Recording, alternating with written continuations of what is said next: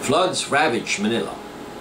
More than 1 million people in and around the Philippine capital battled deadly floods August 8 as more monsoon rains fell, with neck-deep waters trapping both slum dwellers and wealthy on rooftops.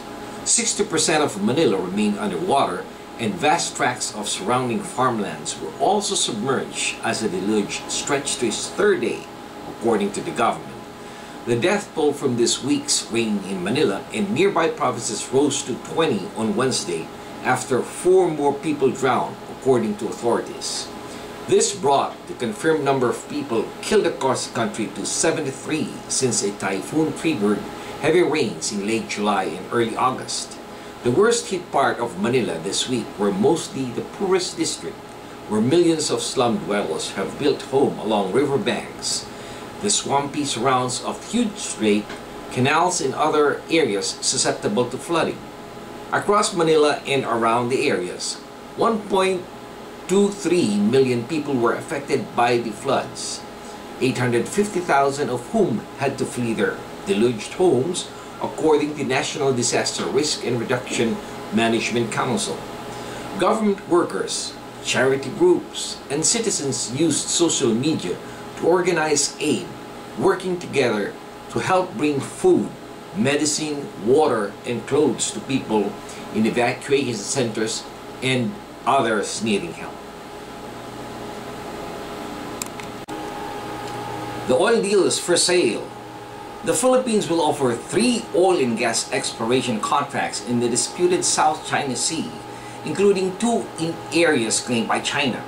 All 3 blocks of the coast of the western Philippine island of Palawan are part of Philippine Territorial Energy Secretary Jose Laig said, dismissing China's territorial claims. Tension between the Philippines and China over the South China Sea have been running high due to disputes over the Reed Bank and the Spratly Islands to the south of the Prospects and the Scarborough Shores to the north. But Laig dismissed suggestions that the latest quarrel over the shoal would dampen interest in the deal.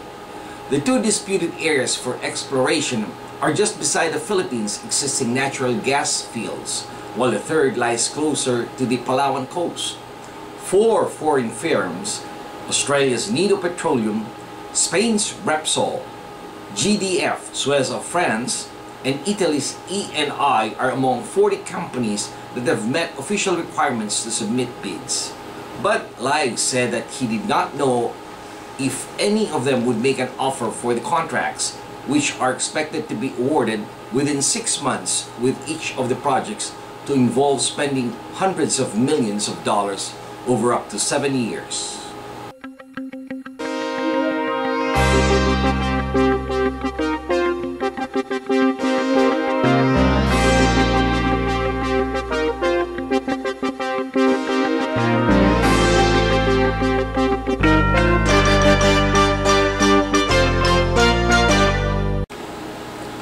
The RH bill moves forward.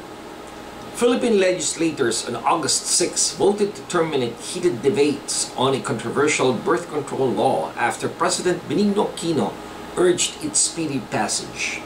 A voice vote at 285-member House of Representatives ended further debates on the bill, which has polarized the largely Catholic nation of almost 100 million. Congressman Ed Seligman, the main proponent of the bill, said that the loud and vocal support for accelerating its passage was a positive indication that it would be passed by the House this month. Earlier, July 31st, President Aquino met with leaders of the House and expressed his desire to see the law passed. The bill seeks to make it mandatory for the government to provide free contraceptives, as well as introducing sex education in schools, which the politically influential Catholic Church has rejected. The Senate, or the upper chamber of Congress, needs to separately pass the bill before it can effectively become law. And some of its leaders have openly said that they would reject. A lot of women's groups, as well as the United Nations, have been pushing for the law to be passed, saying it would help bring down the maternal mortality rate in the Philippines, which is one of the highest in the region.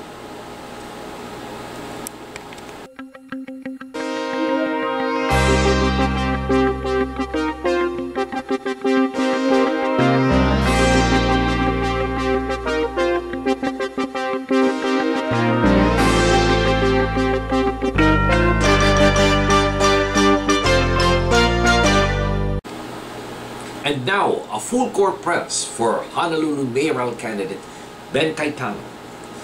Former governor and now Honolulu mayoral candidate Ben Cayetano has, in the language of sports, launched a full court press with the primary elections less than a week away. Cayetano is expected to top the elections, but the target is to get that 50% plus one vote to win outright. If he gets less than that, he will have to run in the general elections in November against a second placer. Rallies and get-togethers have been scheduled in every significant gathering place, culminating in a meeting de advance in front of City Hall.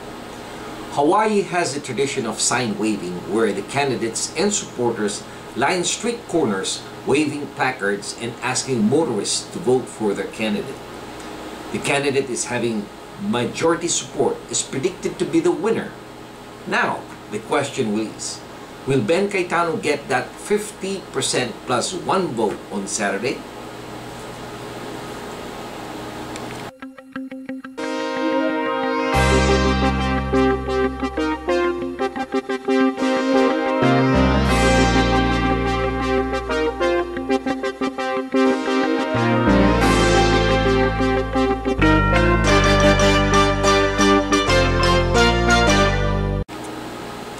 Homeland Security launches the DACA. The U.S. Department of Homeland Security has introduced a new acronym, the DACA, which refers to Deferred Action for Childhood Arrivals, to distinguish the implementation of deferred action to the benefit of the proposed DREAM Act for undocumented young immigrants. Honolulu's lawyer Lourdes Tancinco says that since deferred action is a discretionary matter and does not provide lawful status, young individuals applying for deferred actions are called requesters instead of applicants.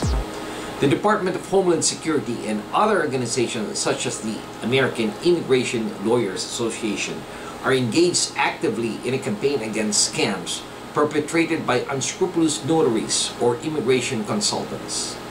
There is no payment to get access to the government forms or information, and that there is no expedite of the process. The date of filing is August 15, 2012, and a qualified requester may not file before that day. During this time until August 15, 2012, a qualified requester may gather all documents needed to apply for deferred action such as birth certificates, passports, financial records, school records, evidence of enrollment, or employment records.